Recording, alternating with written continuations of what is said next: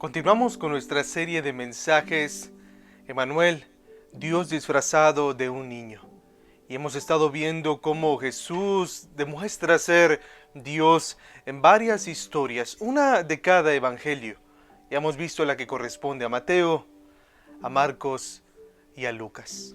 Y mientras buscaba una historia para compartirte en el evangelio de Juan, me di cuenta de dos cosas. Una, en primer lugar, es que si todos leemos el Evangelio de Juan, podemos notar que el énfasis de principio a fin es mostrar a Jesús como Dios. Como un comentarista dijo acerca del Evangelio de Juan, es como quererte quitar las sandalias de tus pies, porque a donde quiera que tú pisas en este Evangelio te encuentras con el Dios Santo, con el Dios que es eterno, con el Dios que es justo, con el Dios único y verdadero. Y lo segundo que encontré fue una promesa que me va a llevar a contarte una historia, que tal vez no está en el Evangelio de Juan, pero que me motivó y me dirigió a compartirte la historia del día de hoy. Quisiera leerte un texto que conoces, pero que creo que es bueno recordarlo. Es una promesa en Juan 16, 32 y 33. El Señor Jesús dice lo siguiente: miren, la hora viene, y ya ha llegado, en que serán esparcidos, cada uno por su lado, y me dejarán solo. Y sin embargo, no estoy solo, porque el Padre está conmigo. Juan 16, 33. Estas cosas les he hablado para que en mí tengan paz. En el mundo tienen tribulación, pero confíen, yo he vencido al mundo. Esta promesa que Jesús nos da aquí es bien conocida por todos nosotros, y es una promesa que me llevó a pensar en una historia que para mí tiene un significado muy especial, porque cuando la entendí me recordaba precisamente estas palabras de Jesús. Y esa historia se encuentra en un libro del Antiguo Testamento, en una historia, más específicamente en una conversación entre un profeta y Dios. Así que por favor toma tu Biblia y acompáñame a Habacuc capítulo 2. Y vamos a estar solo en un verso de ese pasaje, en el versículo 1. Habacuc capítulo 2, verso 1. Ahora, antes de llegar a este punto de la historia, quisiera comenzar diciéndote lo siguiente. En su libro Una vida más que maravillosa, el pastor David Jeremiah nos comparte una explicación bastante práctica acerca del fruto del Espíritu, según tú y yo lo encontramos en Gálatas capítulo 5, versos 22 y 23. Y justo en la introducción de su libro, Jeremiah subraya lo siguiente: el fruto del Espíritu, con sus 9 aspectos, como aparece en Gálatas 5, constituye una dádiva, un regalo de Dios. Pero no se olvide, dice él, también representa 9 decisiones de parte suya. Esas decisiones afectarán todos sus días. Lo transformarán en una persona de carácter que hace uso del potencial que Dios le ha dado e inspira a otros a hacer lo mismo. Es maravilloso conocer a una persona así. Pero Jeremiah dice, es más que maravilloso ser una de esas personas. Ahora, tener una vida más que maravillosa no es algo sencillo, pues pocas cosas en la vida son fáciles, ¿verdad? Haciendo uso de generalidades, podemos decir que las dificultades o problemas de la vida encajan en una de 2 categorías. Además que, debido a su distinta naturaleza, cada una de ellas debe ser abordada de forma distinta. Como lo dice el pastor Jeremiah una vez más, cuando se trata de la vida, la mayoría podemos levantar grandes pesos y tan solo tenemos que hacerlo una o 2 veces. Grandes esfuerzos, pero en una o 2 ocasiones de nuestra vida. En otras palabras, los problemas serios que vienen y luego desaparecen rápidamente pueden ser dolorosos, pero por lo general resultan manejables. Para mí, dice Jeremiah, y también para mí, y creo que también para ti, los problemas más grandes no son estos, los difíciles que aparecen una vez, aunque sean grandísimos, los Goliat, vamos a decirlo así. En lo que a mí respecta, Los problemas más difíciles de superar son aquellos que parece que uno nunca logra resolver. Los que continúan surgiendo, esos problemas que desgastan. Hay un dicho que tenemos en nuestro México, ¿verdad? Que es como cuchillito de palo. Algo que no corta por completo, pero que ahí está astillando, molestando. Ese tipo de problemas son los más complicados. Y para lidiar con problemas como estos últimos, se requiere de una decisión fuerte, una decisión bastante importante, y es perseverancia. Perseverar. Es decir, debemos tomar la decisión de mantenernos con una determinación sostenida para permanecer firmes y fieles, paso a paso, momento a momento. La fidelidad no se da ocasionalmente, la fidelidad se construye día a día, paso a paso, momento a momento, decisión a decisión. Y eso es lo que nosotros aprendemos en nuestra historia, que realmente nos encontramos en Habacuc capítulo 2 y estamos literalmente en el corazón de la conversación entre Dios y el profeta. Y lo que nosotros hemos visto, lo que el texto nos dice anteriormente, es que por mucho tiempo el problema de la maldad no castigada en Judá, un problema que no solo era grande, sino que no se había logrado resolver, era lo que el profeta Habacuc tenía que enfrentarse sin poder superar. Constantemente el profeta preguntaba al Señor, ¿cuándo juzgarás la maldad de tu pueblo? Tú puedes ver eso en los primeros 4 versos del capítulo 1. Esto era así constantemente. ¿Hasta cuándo, oh Señor? Hasta que un día, de manera de repente, inesperada, Dios respondió. Habacuc, estoy a punto de juzgarlos. Y podemos ver la respuesta del Señor a la primera pregunta del profeta en el capítulo 1, versos del 5 hasta el 11. Sin embargo, la respuesta de Dios ahora había hecho que el profeta se preguntara, ¿no es el remedio peor que la enfermedad? Es decir, Dios, hay un problema y la respuesta que tú propones, la solución que tú propones, parece ser aún peor que la enfermedad. Para Habacuc ahora el problema ya no era el problema de la maldad no castigada, sino lo que le preocupaba era el problema del castigo excesivo. Para él, la maldad no correspondía con el castigo que se iba a ofrecer o a dar por parte de Dios. Y de acuerdo a la perspectiva del profeta, el primer problema no se había resuelto. De hecho, se había hecho más grande, de alguna manera continuaba surgiendo. Es por eso que por segunda ocasión Habacuc presenta su queja ante Dios preguntándole, Señor, ¿cómo puedes juzgar a tu pueblo de esta manera? Eso en Habacuc capítulo 1, versos del 12 al 17. El profeta formula esta pregunta, este cuestionamiento con mucha preocupación. Ahora bien, Habacuc comprendía lo que el Señor se encontraba haciendo para juzgar a Judá.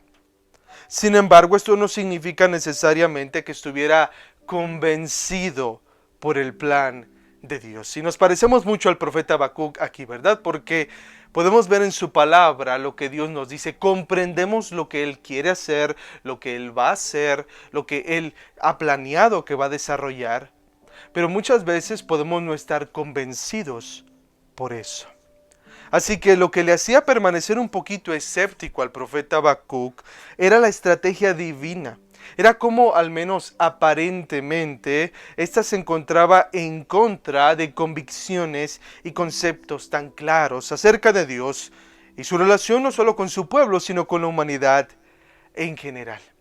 Ahora, quisiera compartirte Habacuc capítulo 1, versos del 13 al 17, desde una versión distinta a la que utilizamos, es la Nueva Traducción Viviente. La lectura va a aparecer en tu pantalla. Habacuc capítulo 1, versos del 13 al 17. Pero tú eres puro y no soportas ver la maldad. ¿Serás indiferente ante la traición de ellos? ¿Guardarás silencio mientras los perversos se tragan a gente más justa que ellos? ¿Somos tan solo peces para ser capturados y matados? ¿Somos simples criaturas del mar que no tienen quien las guíe? ¿Tenemos que terminar ensartados en sus ganchos y atrapados en sus redes mientras ellos se alegran y celebran? Entonces adorarán a sus redes y quemarán incienso frente a ellas. Esas redes son los dioses que nos han hecho ricos, exclamarán. ¿Permitirás que se salgan con la suya para siempre? ¿Tendrán siempre éxito en sus conquistas despiadadas? Estas dos últimas preguntas están repletas de conceptos específicos sobre la consternación del profeta. Y formulada solo con tales conceptos, la pregunta quedaría de la siguiente manera. Habacuc pregunta, ¿esa crueldad sin descanso, sin perdonar, continuará sin interrupción? ¿No usará Dios su poder para ponerle fin? El profeta abre y cierra su diálogo o sus preguntas al Señor preguntándole ¿hasta cuándo, oh Señor? En un principio el profeta se lo preguntaba respecto a la duración de la maldad en el pueblo de Judá. Ahora lo hace respecto a los babilonios. Él se pregunta, ¿acaso Dios podría tolerar esto de manera indefinida? Es decir, hay un problema de pecado en Judá. Dios júzgalo. Y Dios ha dicho después, voy a enviar a los babilonios para juzgarlos. El profeta se queda muy preocupado y dice, bueno, parece ser que no se solucionó el primer problema y ahora hay un problema más grande porque Dios va a usar a gente que es peor que nosotros en comparación. Y esto parece que no va a tener un límite. La maldad va a seguir creciendo. La pregunta, ¿hay alguien allá arriba que pueda y quiera ayudarme? Es la pregunta primordial en nuestras mentes, ¿verdad? Cuando estamos sufriendo, cuando estamos experimentando o viendo el dolor. En otras palabras, no solo queremos saber si existe Dios y su providencia a favor de nosotros, sino si ella es fría e insensible o bondadosa y compasiva. No solamente queremos un Dios que haga cuentas como un administrador, como un contador, como una persona fría y calculadora. Queremos un Dios que sea sensible, que nos entienda, que comprenda lo que estamos pasando. Ahora, el profeta Habacuc es considerado ampliamente como el predicador, escucha bien esto, del optimismo teocrático, ya que independientemente de las circunstancias presentes y del porvenir, él siempre observaba el vaso del control y cuidado divino medio lleno. Es decir, siempre pensaba y esperaba lo mejor de parte del Señor. El simple hecho de haberse acercado al Señor desde el principio, aunque se tratara de una queja, es una demostración de que él confiaba de que Dios podía solucionar su situación. Sin embargo, para este momento de la conversación con el Señor, su confusión ya es muy notable. Por supuesto, él tenía cierto conocimiento de parte del Señor y ahora con lo que el Señor le ha presentado, le ha respondido, él se encuentra en una situación que lo pone a pensar, lo pone a dudar, lo pone a quejarse en contra del Señor. Ahora es necesario aclarar esto. Habacuc no duda de la existencia de la providencia, pero le parece que es un tanto fría e insensible. Y hasta cierto punto, ¿quién podría culparlo? Él había vivido entre dos épocas muy distintas. En primer lugar, previo a lo que vemos aquí en el libro, Habacuc había vivido uno de los periodos más felices del reino del sur, más prósperos, más pacíficos. Y ahora, debido al plan de la justicia divina, estaba por experimentar, escucha bien, la mayor crisis para el pueblo de Dios durante el periodo del Antiguo Testamento. Le tocó vivir lo mejor como nación y ahora estaba a punto de vivir lo peor como nación, el exilio. Y el capítulo 1, en el que nosotros estábamos viendo, repasando un poquito aquí, vemos que termina con esta nota llena de tensión. Está esta preocupación, está la gran consternación del profeta diciendo qué va a pasar, qué va a ocurrir. Necesito, Dios, que me des una respuesta para esto, para tener más confianza. Recordando las palabras de Jesús al inicio de este mensaje, necesito entender que tú has vencido al mundo, pero explícame cómo, explícame cómo. Ahora, un filósofo llamado Søren Kierkegaard dijo que su época era un tiempo en el que la gente carecía de una fe apasionada. Así que para aliviar su desaliento, él volvió a las páginas del Antiguo Testamento. Él dijo, allí uno al menos siente que se habla de seres humanos. Allí la gente odia. Allí la gente ama. La gente asesina al enemigo y maldice a sus descendientes por todas las generaciones. Allí la gente peca. Y él no se regocijaba en estos comportamientos pecaminosos, ¿ok? Simplemente estaba observando que los santos del Antiguo Testamento ejercían su fe en medio de una agitación y lucha en la vida real. Él iba al Antiguo Testamento a pasajes como el de Habacuc para darse cuenta lo que era vivir realmente su fe en la vida real. Porque a veces tenemos un cuadro pintado irreal de lo que es la vida cristiana y por eso no hay una fe apasionada de nuestra parte. Y Habacuc es uno de estos santos del Antiguo Testamento que ejerció su fe en medio de una agitación y lucha de la vida real. Y esto corresponde al menos en parte a la carga a la que el profeta hacía referencia en el título de su mensaje. Él abre diciendo que es una carga, es un peso el mensaje que está a punto de compartirnos. Pero a pesar de la extraña manera en que la ira de Dios contra el pecado se ejecutaría en Judá, el profeta no deja de permanecer confiado del Señor. Confiado del Señor. El gran tema de Habacuc, por así decirlo, en un resumen sencillo, es permanecer abrazado de Dios ante el mal. De hecho, eso es lo que significa Habacuc, alguien que se abraza, alguien que se aferra a Dios. Ahora, a pesar de que la situación se ha empeorado, aquí pareciera que se ha aferrado aún más el profeta. La división entre el capítulo 1 y el capítulo 2 del libro es muy apropiada debido al gran contraste que encontramos entre el verso 17 del capítulo 1 y el verso 1 del capítulo 2. Y ante su gran y continuo problema, Habacuc toma una decisión, pero no cualquier decisión, sino como alguien dijo, una decisión importante, una decisión muy importante. El verso 17 parece que termina con desesperanza, que algo ya no va a cambiar, que todo está completamente a oscuras, negro, negativo. Pero el verso 1 comienza dándonos esperanza y solamente te lo quiero compartir, lo vamos a ir analizando, pero escúchalo solamente. Dice Habacuc 2:1, estaré en mi puesto de guardia y sobre la fortaleza me pondré. Velaré para ver lo que Él me dice y qué he de responder cuando sea reprendido. En un inicio lo que nosotros podemos ver aquí es algo muy claro. El profeta cambia su desesperanza o su duda por algo muy certero. Él todavía no conocía a Jesús, por supuesto, pero de alguna manera sí lo conocía, porque el mismo apóstol Juan nos dice que nadie ha visto al Padre, pero Jesús nos lo ha dado a conocer. Así que él tuvo esta interacción, esta conversación con el Jesús que promete en Juan 16:33, confíen en mí.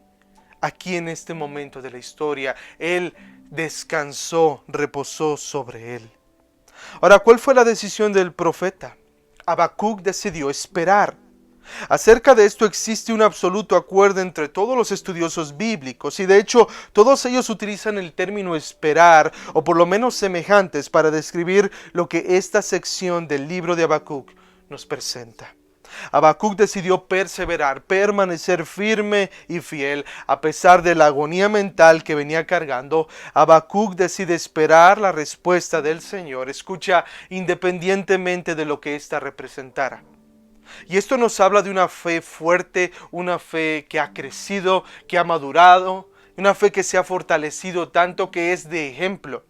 Porque cuando tú esperas, independientemente de lo que vayas a recibir, eso demuestra que tu fe ha crecido. Que tu fe no se trata de esperar cosas que tú crees que van a venir, sino esperar que lo que venga, no importa lo que sea, es para tu bien. ¿Y qué es lo que Dios quiere que tú tengas? Ese parece ser el sentido de todo Habacuc 2:1. Y quisiera compartírtelo ahora desde otra traducción bíblica.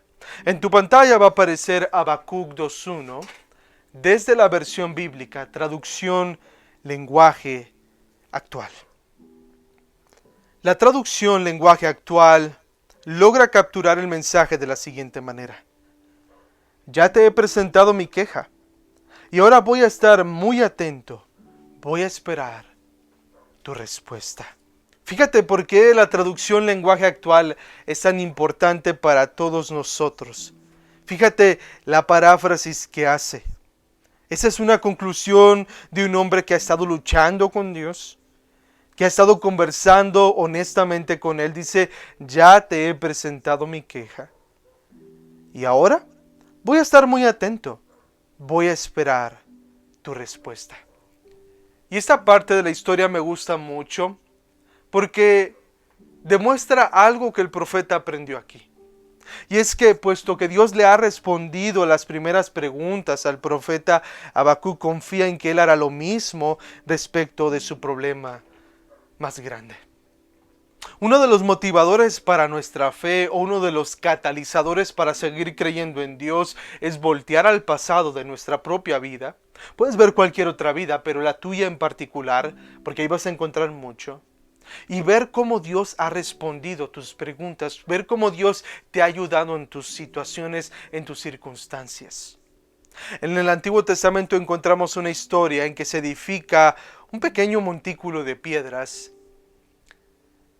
Y Samuel dice, vamos a ponerle a este lugar Ebenezer. Y Ebenezer significa hasta aquí me ha ayudado el Señor. Y yo creo que todos nosotros tenemos puntos en nuestra vida, esas piedritas amontonadas, y podemos voltear y identificarlas y decir, hasta aquí nos ha ayudado el Señor. El principio aquí es que hay que confiar en Dios, incluso cuando sus providencias parecen contradecir sus promesas. Dios ha dado promesas que esas nunca van a cambiar. Pero su providencia es cómo la lleva a cabo en la vida diaria, en la vida práctica, en la historia de la humanidad. Y a veces pareciera que su providencia no se va a acercar o no nos va a llevar a sus promesas. Pero debemos de confiar que así va a ser. Es por eso que decidí titular este mensaje, aunque era parte de nuestra serie de Manuel, Esperando bien, aunque no sepamos bien qué esperamos. Esperando bien, aunque no sepamos bien qué esperamos. Y vamos a comenzar con la primera declaración de Habacuc 2:1. Así que acompáñame en tu Biblia a la primera declaración de Habacuc 2:1. Dice así: Estaré en mi puesto de guardia, y sobre la fortaleza me pondré. Algunos consideran que literalmente Habacuc se retiró a una torre vigía para ver qué respuesta le daría el Señor. Y aunque no se corre ningún riesgo doctrinal en razonar de esta manera, creo que es mejor entenderlo más como una actitud que una acción del profeta. Él adoptó esa actitud de expectación y vigilancia en su corazón. De hecho, este era una metáfora común en el oficio profético en el Antiguo Testamento. Hombres como Isaías, Jeremías y Ezequiel también aludieron a esta analogía espiritual para describir su labor. Ahora, si bien la acción no debe ser tomada como literal, cada uno de los verbos con los que se le describe, por otra parte, deben ser tomados muy en cuenta, pues explican de forma detallada cómo es que el profeta habría de adoptar esta actitud de vigilancia. Lo primero que Habacuc nos dice que hará es: estaré en mi puesto de guardia. Es decir, Habacuc va a mantenerse de pie, establecerse, adoptar una posición. Va a estar fijo. Aunque no lo hizo literalmente, aunque esto no fue una acción del profeta, sino fue una actitud que él tomó, nos toma esa figura, nos explica de cómo este atalaya, cómo este vigía está en su puesto y no deja de estar en su puesto vigilando, esperando, expectante. Así debemos de estar nosotros también, mantener esa actitud de espera. Después dice, y sobre la fortaleza me pondré. Y ya que es una declaración paralela o sinónima, refuerza lo dicho anteriormente. A los escritores hebreos les fascinaba utilizar este tipo de estructura gramatical, pues era una manera más efectiva de comunicar intensamente lo que estaban expresando. En el vocabulario cristiano se han inventado frases o declaraciones tales como orando y con el mazo dando, o también oración, las cuales reflejan una creencia común y popular acerca de la oración. Y es que orar no nos debe llevar a la pasividad o a la inactividad. Una vez más, orar no nos debe llevar a nosotros a la pasividad o a la inactividad. Recurrimos a la invención de estas frases o declaraciones creativas porque es una manera sencilla de recordarnos lo peligroso que es inclinar totalmente la balanza de nuestra vida al lado de la oración, descuidando así el de la obediencia. Y es que cuando la palabra de Dios es tan clara, orar para discernir la voluntad de Dios se convierte en una excusa muy conveniente e incluso una estrategia prolongada para evitar hacer lo que ordena la Escritura. Si tú y yo sabemos qué es lo que debemos de hacer, debemos de orar para que Dios nos fortalezca para poder cumplir con eso. Pero no debemos de orar para preguntarle a Dios si Él quiere que hagamos eso, que claramente dice en su palabra que hagamos. Ahora bien, la verdadera oración promueve la obediencia, poniendo el corazón en la adecuada disposición mental para desear la obediencia. Es por eso que la oración es vital. Acercarse a Dios es vital porque nos hace reconocer quiénes somos realmente y quién es Él. Esa es la única manera en que nosotros podemos calibrarnos perfectamente para ser útiles y obedientes a Dios. Ahora, aunque propiamente dicha la oración es un acto de obediencia, no podemos obedecer apropiadamente si no oramos. Por las Escrituras sabemos el qué de la obediencia, por la oración sabemos el cómo de la obediencia. Esto último es importante, ya que en muchas ocasiones nuestro problema más grande a la hora de equilibrar los pesos de la oración y la obediencia tiene que ver con el cómo debemos obedecer a la vez que oramos. Para resolver esta cuestión debemos conocer bien nuestra responsabilidad, lo que nos corresponde obedecer fielmente. Es decir, las cosas que Dios nos ha llamado para hacer y que no podemos pasarlas a otros. Hay cosas de las que tú y yo somos responsables y tenemos que cuidar mucho eso. Si lo ponemos en un círculo, hay un círculo pequeño, pero que está lleno de responsabilidades para nosotros. Dios nos dice cuál es nuestra responsabilidad, independientemente de quién tú seas, de qué tú hagas, de tu trasfondo, etc. Tú tienes ciertas responsabilidades. Y Dios tiene sus responsabilidades y otras personas tienen sus responsabilidades. Hay cosas que son importantes para una persona, sin embargo están más allá de su capacidad de llevarlas a cabo. Por lo tanto, no son su responsabilidad. La respuesta de fe en esos casos es llevar estos asuntos a Dios en oración. Ahora, Habacuc ya había hecho todo lo que se encontraba dentro de su círculo de responsabilidades y lo único que le restaba era pues esperar. Como profeta él daba el mensaje de Dios, él vivía el mensaje de Dios y también se comunicaba con Dios. Pero había llegado un punto en el que él estaba muy confundido y él entiende que eso rebasa sus responsabilidades, que está más allá de sus responsabilidades y lo que hace es entender, esto no me corresponde a mí, esto le corresponde a Dios, voy con él para que él pueda encargarse de eso. Y en muchas ocasiones lo que nosotros llamamos el estrés o la presión proviene de ahí, cuando nosotros, sí por supuesto, en primer lugar descuidamos nuestras responsabilidades, pero también cuando queremos hacer de Dios. Cuando tú y yo queremos arreglar cosas que no podemos solucionar. Cuando debemos de estar descansando en Él. Ahora, debemos de decir lo siguiente aquí. El profeta va a esperar, pero esperar no debe ser confundido con la inactividad o pasividad. De hecho, esperar pudiera ser una de las cosas más difíciles de hacer en nuestra vida, ¿verdad? Esperar. Y lo podemos comprobar con cosas sencillas, cuando nuestro teléfono no funciona, cuando nuestro internet está fallando y no puede cargar algo, cuando tenemos que hacer una línea. Ahora en esta nueva normalidad que se dice, ¿verdad? Que tenemos que hacer una línea con cierta distancia y eso hace que las demás cosas sean más lentas y debamos de esperar mucho más. Pero también con Dios necesitamos esperar y aprender sin desesperarnos que Él tiene su tiempo, que es perfecto. Ahora, en su estudio del libro de Habacuc del temor a la fe, Martin Lloyd-Jones escribe: con frecuencia ocurre que nos ponemos de rodillas y le decimos a Dios todo lo que nos preocupa.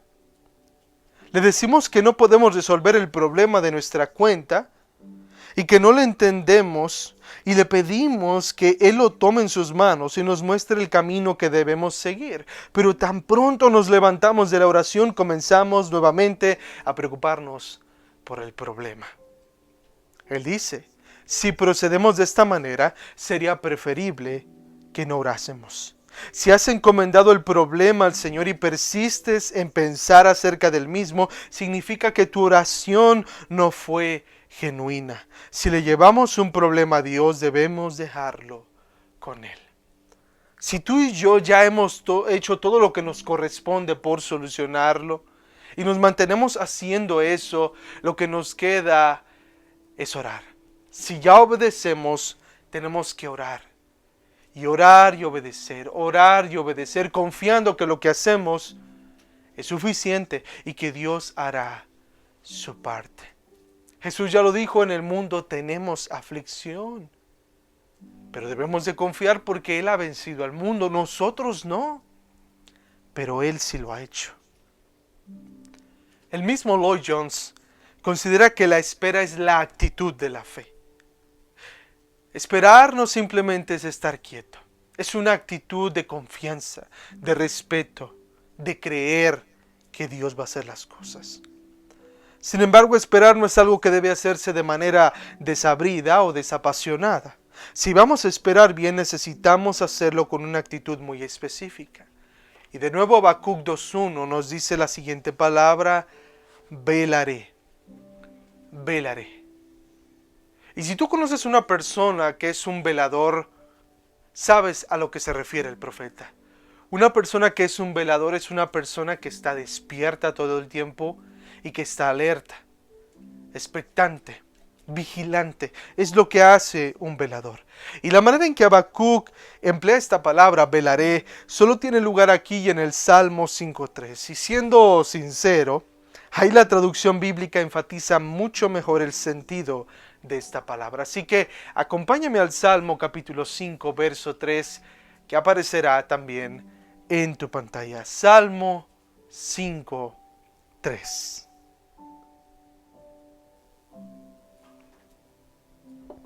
Dice así: oh Señor, de mañana oirás mi voz, de mañana presentaré mi oración a ti y con ansias esperaré. Una vez más: oh Señor, de mañana oirás mi voz, de mañana presentaré mi oración a ti y con ansias esperaré. Esta palabra velaré, su significado literal es inclinarse hacia adelante. Es ver, como cuando tú estás, por ejemplo, a lo mejor en una barda o en algún lugar y estás esperando a alguien y estás buscándole, estás moviendo tu rostro, viendo si puedes percibir a la persona o a lo que estás esperando. Y en la mayoría de los casos sería más exacto utilizar la connotación de espiar.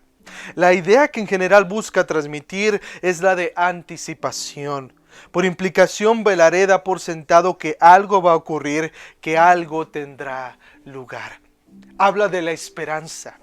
Y sabes, cuando nosotros usamos la palabra esperanza, generalmente nos referimos a un estado emocional de deseo de nuestro corazón respecto a lo que nos gustaría que ocurriera en el futuro, pero que no estamos seguros de que llegue a suceder. Para nosotros, en nuestro vocabulario común, esperanza es algo que esperamos, pero que no estamos seguros si va a ocurrir. Sin embargo, cuando la Biblia habla de esperanza, no se refiere a un deseo por un resultado futuro, que es incierto. sino más bien a un deseo por un futuro que es absolutamente seguro. La Biblia maneja la esperanza no como algo que deseamos que ocurra solamente, sino como algo que nosotros debemos saber con toda certeza que va a ocurrir, que va a suceder. Y Habacuc se inclina hacia adelante con anticipación, no por una falsa expectativa que él se inventó, sino por una fuerte esperanza en el Señor. Todo parece indicar que el profeta ya no estaba considerando que el Señor le respondería de una manera particular. Solo esperaba la respuesta del Señor, independientemente de lo que ésta representara. Y esto es fascinante porque al principio, cuando él hace su primera pregunta en los versos del 1 al 4, él al parecer tenía cierta expectativa, pero entendió algo. Aunque podemos conocer algo de Dios, y aunque Dios no se contradice, siempre podemos profundizar más en su ser, en su persona, y él aprendió eso. Y por eso esta expectativa de parte del profeta Habacuc nos enseña algo a nosotros. No debemos de poner palabras en las palabras de Dios, no debemos de añadirle a Dios ni quitarle, debemos de confiar en lo que Él dice y en lo que Él va a hacer. Verso 1, una vez más. Velaré para ver lo que Él me dice. El verbo dice no solo se enfoca en el contenido de la comunicación oral, sino, y muy en particular, en el tiempo y las circunstancias, en el contexto en las que se habla. Cuando se emplea en el Antiguo Testamento, muchas veces no se especifica el contenido de la conversación, ya que se sobreentiende o se infiere del contexto. En nuestro texto, el sentido de esta declaración es para ver lo que Él me dice respecto a lo que acabo de decirle. Dios puede contestar de diversas maneras. Podemos esperar que responda mientras estamos leyendo su palabra, pues es la manera más común de recibir respuestas. Pero a veces Dios responde directamente a nuestro espíritu. Él puede poner un pensamiento sobre nuestra mente de tal manera que estamos seguros de la respuesta. A veces nosotros obtenemos una seguridad tan fuerte de que algo va a pasar y no es algo que nosotros nos inventamos, no es una expectativa que nosotros nos ponemos o nos hacemos, es algo que Dios pone en nuestra alma. Es lo que el Señor Jesús dice también en el Nuevo Testamento y particularmente en el Evangelio de Juan, es una paz que sobrepasa todo entendimiento. Es una tranquilidad, una confianza de que Dios va a hacer algo y estamos tranquilos. Estamos completamente confiados. Aunque Habacuc no sabía bien qué esperar de parte de Dios, sí sabía que la respuesta de Dios, independientemente de lo que representara, significaba dos cosas muy en específico para él. La primera, verso 1 una vez más. ¿Y qué he de responder cuando sea reprendido? El significado básico de responder es volver al punto de partida, ¿ok? Responder significa volver al punto de partida. Y la primera ocasión que nosotros vemos esta palabra, este concepto en la Biblia, se encuentra en Génesis capítulo 3, verso 19, el cual aparecerá en tu pantalla, Génesis 3, 19. Con el sudor de tu rostro comerás el pan hasta que vuelvas a la tierra, porque de ella fuiste tomado, pues polvo eres y al polvo volverás. El resultado último del pecado, presentado en el pasaje de Génesis, es el regreso del hombre hasta su punto de partida, de donde tomó Dios al hombre del polvo de la tierra. En el caso de Habacuc, él sabía que la respuesta del Señor lo haría volver lo suficiente en su teología para entender más apropiadamente la misteriosa providencia de Dios, al menos lo suficiente como para que pudiera permanecer una vez más abrazado de Él. Y esto es algo que tú y yo debemos de entender, debemos de tener esta actitud de Habacuc, de Job, que dijo: de oídas te había oído, es decir, sabía algo de ti, pero no sabía tanto acerca de ti. Siempre estamos aprendiendo, siempre estamos profundizando más y más en el Señor. Jamás vamos a poder llegar a las profundidades, a conocerle por completo. Esto es algo que debería de consolarnos, de apoyarnos, de enseñarnos. No conocemos completamente a Dios, pero lo que sí sabemos desde un inicio es que lo que Él tiene preparado para nosotros es para nuestro bien. Lo segundo que el profeta, vemos aquí, representaba la respuesta de Dios para su vida, es la cuestión de la reprensión. Responder es el resultado de este regreso. Para lograr este restablecimiento, Habacuc debía ser reprendido por el Señor. Ahora, no podemos evitar considerar la connotación negativa del término, que es reprender. Sin embargo, su significado realmente es el de corregir o convencer. El punto aquí es que, aunque cuestiona la elección de esta nación malvada para castigar y juzgar al propio pueblo de Dios, él no cuestiona que Dios tiene una razón. Él no cuestiona que Dios tiene una razón. Él dice, yo no estoy muy de acuerdo en lo que escucho, pero sé que tú tienes una razón. Y es una actitud que nos ayuda también a todos nosotros. Me encanta siempre regresar a la historia de José, hablando acerca del sufrimiento, porque es un personaje que sabía, que experimentó en carne propia el sufrimiento y a niveles extremos. Pero me encanta al final de la historia, en el capítulo 50 del Génesis, que sus hermanos están asustados, están diciendo, ya murió nuestro padre, ahora sí se va a vengar José. Y él dice, ¿saben que ustedes planearon mal contra mí? Él les dice directamente la verdad, ustedes planearon mal contra mí, pero Dios lo tornó en bien. Dios lo tornó en bien. Y es la misma actitud que nosotros vemos aquí. No entendemos cómo su providencia funciona del todo, pero siempre nos va a llevar a sus promesas. Eso llévatelo a toda tu vida. No entendemos, nunca vas a entender por completo cómo la providencia de Dios va acomodando todo, porque tú no ves de principio a fin las historias de tu vida, ni la historia de tu vida, ni la historia de la humanidad, pero Dios sí. Y Él va acomodando cada persona, cada evento, cada situación, cada circunstancia para que se cumpla de forma perfecta.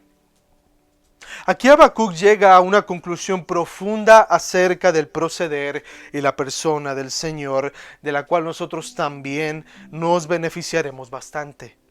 Y es que no debemos pensar que Dios hace algo porque es bueno y correcto. Dios no se ajusta a nuestros estándares de lo que es bueno y correcto. No, sino que algo es bueno y correcto porque Dios lo hace. Algo es bueno y correcto porque Dios lo hace. Y este pensamiento, este concepto, esta convicción nos va a liberar de creer que Dios en algún momento hace cosas malas para nosotros. Que a veces creemos así, que Él está en contra de nosotros. Este concepto nos ayuda a entender algo mucho más profundo, y es que a veces tú y yo podemos tener una definición de lo que es bueno y correcto, pero lo único que define eso es Dios. Permítame ir concluyendo de la siguiente manera. Habacuc, el profeta, nos enseña que cuestionar a Dios, que acercarse a Dios para preguntarle, para exponer con clamor, con sufrimiento, con tristeza sus dudas, es aceptable. Rehusar confiar en Dios es lo que causa la caída. Puedes tener dudas, puedes tener conflictos, puedes tener ciertas situaciones en las que tú estás batallando para creer y confiar en Dios. Pero sabes, eso es normal. Eso es normal. Lo que no es normal ni correcto es que tú rehuses en creer en Dios, porque para ti eso no tiene lógica o sentido. Debemos de seguir confiando. En ocasiones las palabras o planes de Dios pueden confundirnos, pero jamás harán que dejemos de confiar en Él. Independientemente de lo que tenga lugar en nuestra vida, debemos continuar esperando bien, porque aunque no sabemos bien lo que esperamos, sí sabemos bien de quién lo esperamos. Sí sabemos bien de quién lo esperamos. Y eso es lo que nos debe de motivar. Y quisiera invitarte a ti para que pudieras seguir leyendo el libro de Habacuc, que lo puedas leer de principio a fin. Y lo que acabamos de ver en este mensaje te ayude a entender lo que se ha dicho antes y después. Al final de cuentas, el principio para entender este libro y toda la Biblia es una vez más lo que Jesús nos ha dicho en Juan 16:33. En el mundo tienen aflicción, pero confíen en mí. yo he vencido al mundo. ¿Y sabes cuándo lo dijo esto Jesús? Lo dijo antes incluso de ir a la cruz del Calvario. Pero él estaba tan seguro de que lo iba a hacer y de lo que iba a suceder debido a eso, que él dio esa promesa antes de tiempo. Él es el único que puede hacerlo. Él es el único que puede hacerlo. Y ahora, después de que él no solo se encarnó y murió por nosotros y resucitó, él ascendió con el Padre y él está en el cielo. Y él nos da una promesa. Esa la da en Mateo capítulo 28. Nos dice: vayan por todo el mundo, compartan el evangelio, porque toda autoridad me es dada. Con esa confianza, con esta confianza que vemos aquí, de saber en quién confiamos, de quién vienen las cosas, es lo que nos debe de motivar el año que viene. Sin lugar a dudas, este año fue algo que nos pasó de largo. Fue un año que se fue muy rápido por toda esta situación de la pandemia y demás problemas. Un sinfín de situaciones que vinieron en este mundo.